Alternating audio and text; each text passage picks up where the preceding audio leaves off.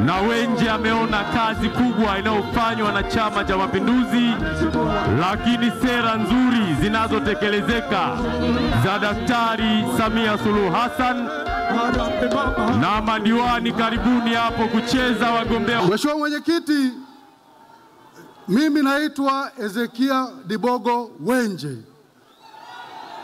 mbunge mstaafu jimbo la Nyamagana, lakini mwenyekiti wa Chadema kanda ya Ziwa Victoria, mkoa wa Mwanza, Geita, Kagera, cheo inayoisha kuanzia sasa.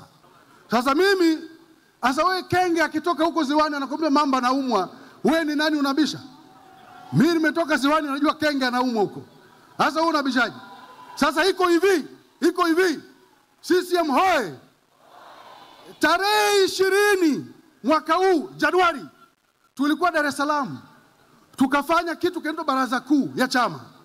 Baraza kuu ikatoa mapendekezo, tukapeleka kwenye mkutano mkuu wa chama. Wote tukakubaliana kwamba Chadema sisi hatushiriki uchaguzi. Sasa nani amekatalia kushiriki sisi? Ni sisi tulikunja, sisi tuliamua kuweka mpira kwa pani, tumeogopa tukaenda. Peoples, sikilizeni, tulishauriwa mpaka na wazee wa maana duniani. Mimi nimekutana na Raila Odinga, hata wakina Lissu walikutana naye. Akawaambia duniani hapa tupeni case study yoyote. Wasomi tunaenda kwa literature review. Tupeni case study yoyote Afrika. Ni chama gani kiliwahi kususia uchaguzi alafu bado ika progress?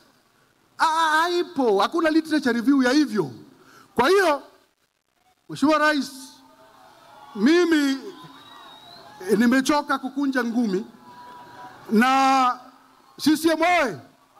Na nimalizie kwa kusema kwamba yupo pasta moja, yupo mchungaji moja anaitwa Miles Monroe, nafikiri mnamkumbuka. Alisema kwamba kule kaburini kuna utajiri mkubwa mno. Utajiri mkubwa upo kaburini kwa sababu kuna talents, kuna watu wenye akili, watu wenye fikra, watu wenye maono, watu wenye ushauri, wote wamekufa pale, wengine with untapped potential. Mimi nikasema kabla sijafa, sitaki nife na potential nilizo nazo, nije kwenye ligi kuu pale ambapo naweza nikatoa ushauri na pia ikasaidia kujenga nchi yetu. Sawa? Kwa miaka 15 nimekuwa kwenye siasa, nilikuwa nacheza hizi ligi za daraja la kwanza. Leo nimeamua kuja ligi kuu rasmi